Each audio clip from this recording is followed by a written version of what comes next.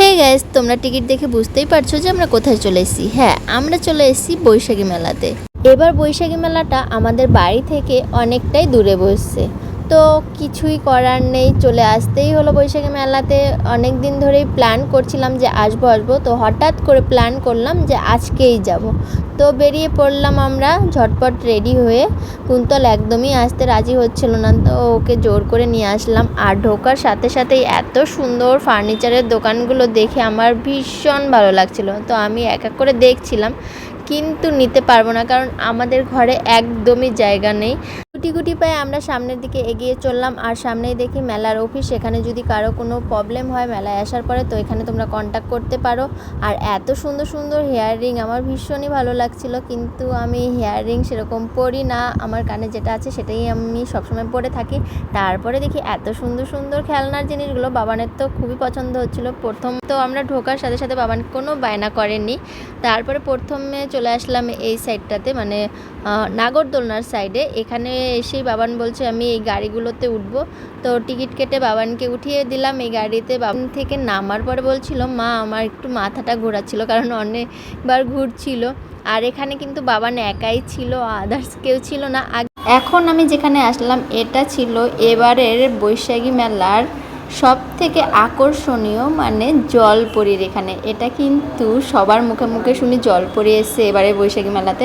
তো দেরি না করে আমরাও টিকিট কেটে ঢুকে পড়লাম জলপরীকে দেখার জন্য। তো প্রথমে ঢোকার সাথে সাথেই দেখি প্রচুর অ্যাকোরিয়াম, আর আমাদের এক গার্জিয়ানের সাথে দেখা হয়ে গেল, তার সাথে কথা বলে তারপর আবার আমরা সামনের দিকে এগিয়ে চললাম। আর এত এত অ্যাকোরিয়াম আর নানা রকমের মাছ ছিল। এই মাছটা তো আমি চিনতে পারছি না, জানি না এটা কি মাছ। তোমরা যদি কেউ জেনে থাকো তাহলে অবশ্যই কমেন্ট করে বলো যেটা কি মাছ। নানা রকমের মাছ, শুধু এক রকমের না।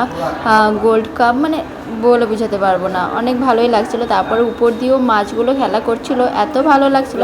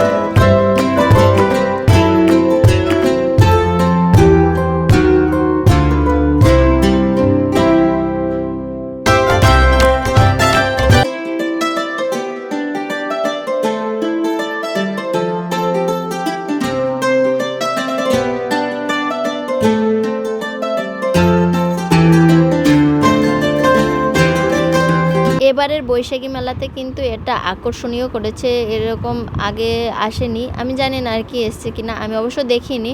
তো এবার ফার্স্টে দেখলাম, ভালোই লাগলো আর কি, খারাপ লাগেনি। তো বিভৎস গরম ছিল, তার জন্য একটা অস্বস্তি ফিল হচ্ছিল, এখানে বেশি সময় থাকা যায়নি আর কি। আমরা তাড়াতাড়ি ঢুকেই একটু ভিডিও করেই তাড়াতাড়ি করে বেরিয়ে পড়ছিলাম। বাবান তো পুরো গরমে ছটফট করছিল, তার জন্য আরও বিশেষ করে আমি বেরিয়ে পড়লাম। তারপরে আমরা চলে আসলাম ভেটকির দোকানে। এখানে নানা রকমের ভেটকির আইটেম, ভেটকি ফ্রাই, ভেটকি কবিরাজি, ভেটকি ফিঙ্গার। তো আমরা আজকে ভাবলাম যে ট্রাই করে দেখি ভেটকি ফিঙ্গারটা কীরকম খেতে। তো এক প্লেটে 4টা থাকে, তো এই 4টা মানে এক প্লেটের দাম 150 টাকা। মানে ঠিকঠাকই আছে। যাই হোক, মেলাতে তো একটু বেশি নেবেই, কারণ বিশাল বড় মেলা, ওনাদের তো এক্সট্রা মেলার চার্জ দিতে লাগে, তো এটা তো নেবেই আর কি। এখানে কাসন্দ, কাঁচা পেঁয়াজ আর 4 পিস ভেটকি ফিঙ্গার দিয়েছে। তো কুন্তল খেয়ে বলল ঠিকঠাকই আছে। তারপরে আমি খেয়ে দেখলাম হ্যাঁ ঠিকঠাকই আছে, মাছটা খারাপ না, ভালোই লাগলো আর কি খেতে। আর বিশেষ করে কাসন্দিটা ভীষণই ভালো লাগছিল আমার।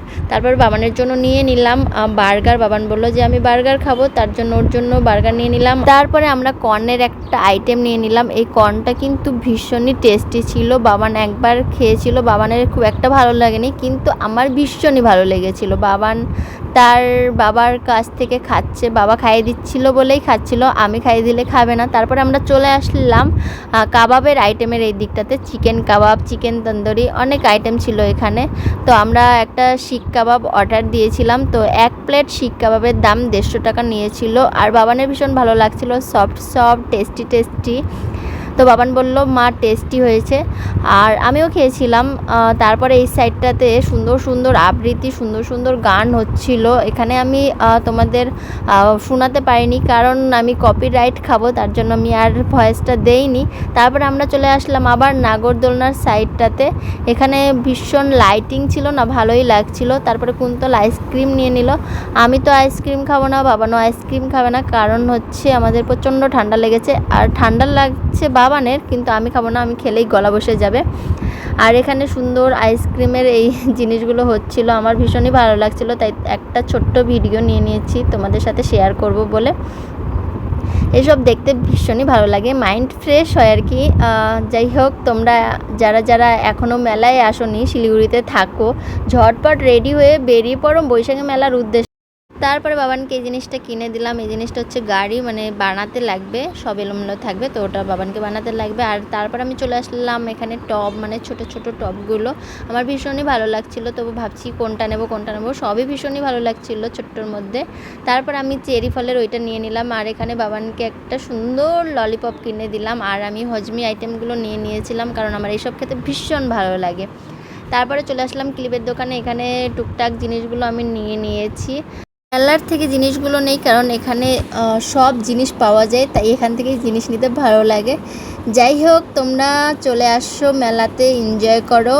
আর ভিডিওটি যদি ভালো লেগে থাকে অবশ্যই লাইক, কমেন্ট অ্যান্ড শেয়ার করে দিও। সবাই খুব ভালো থেকো, টাটা।